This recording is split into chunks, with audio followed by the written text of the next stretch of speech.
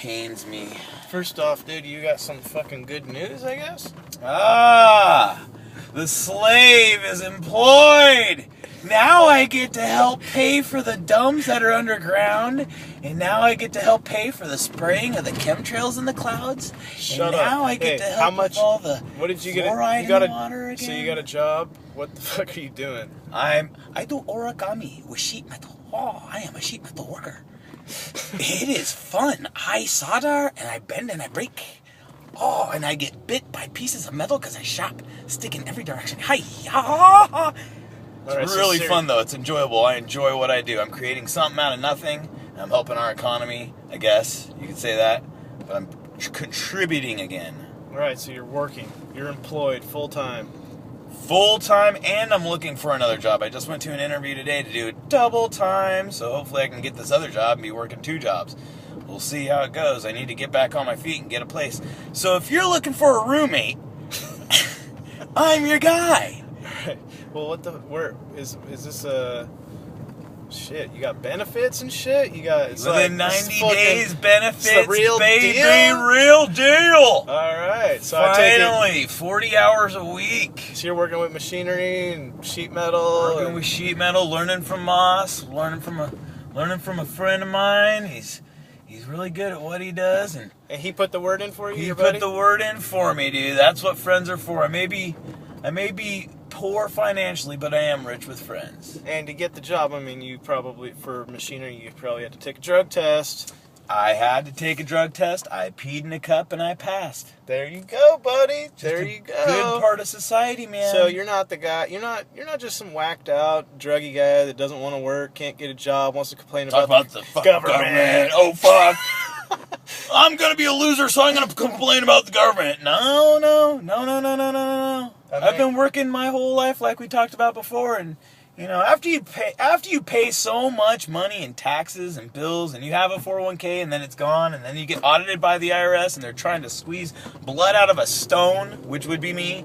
You know, you know, after so many years, from 15 and a half, I had a job I was signed in for doing work with, the government and stuff. But before then, like from 12 years old, I had paper route, mowing lawns, doing yards for old folk. I was always working because my family, we didn't have a whole lot of money. So if Dave wanted a new skateboard, or if Dave wanted a new G.I. Joe toy, I had to buy it myself with money I earned, pulling weeds, washing dishes, mowing lawns. So I guess you got a little bit of room to bitch a little bit. A little bit, seeing as how I've paid so much money into this. You're not in a third world country. Not yet. This isn't the worst country in the world. This is one of the best countries in the world. This is and was the best country in the world. But you know, it's just it's ridiculous with the rules and the laws we have nowadays.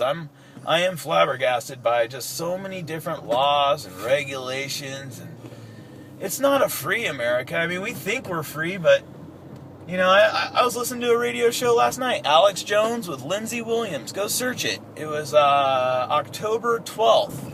That was the episode number with Lindsey Williams. Take a search on Lindsey Williams. That guy, he's a pastor, and he knows the elite because he worked as a pastor for the oil rig, the Roughnecks guys out there, because they have big rigs going out there. They got a lot of people doing a lot of stuff, and a lot of those guys are religious, so they keep a pastor on hand when they go up to Alaska and they go places. But now I'm going off on a tangent here because he stated something that meant a lot, stating that basically when QE3 went down, and folks, QE3 went down, meaning quantitative easing third round, and it's unlimited, meaning the government's printing $40 billion a month out of thin air to buy mortgage-backed,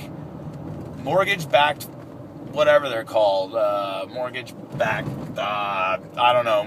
things, where it's basically all of our mortgages, bad ones and good ones, real estate and commercial, doesn't matter. The government's buying mortgage-backed things, whatever they're called. You know, correct me, please, whatever. Do the fucking research so that way at least you know what the hell I'm talking about. So as they're doing this every month, $40 billion a month, they're basically the bankers, folks. Check this out. It sucks. We don't work for ourselves and our families anymore. We work for elite bankers. They're going to be buying up all of our land, all of our real estate with pompous money they made out of thin air when you and I had to work our asses off for the homes that we had and the stuff that we have. They're about to buy it up out of thin air, with money they made up. And right now, China, Russia, Spain, Australia, and a few other countries, Japan, and there's a couple more, they're all going around, and it's a little thing called the BRICS. And they're not using the American dollar to buy oil anymore. And you know what this is going to mean for us? You know what this is going to mean for us? With the federal government making all this money out of thin air now, and now all these other countries, they're not even using the dollar anymore. And that's been the dollar worldwide. Close it up. For 50, 60 years.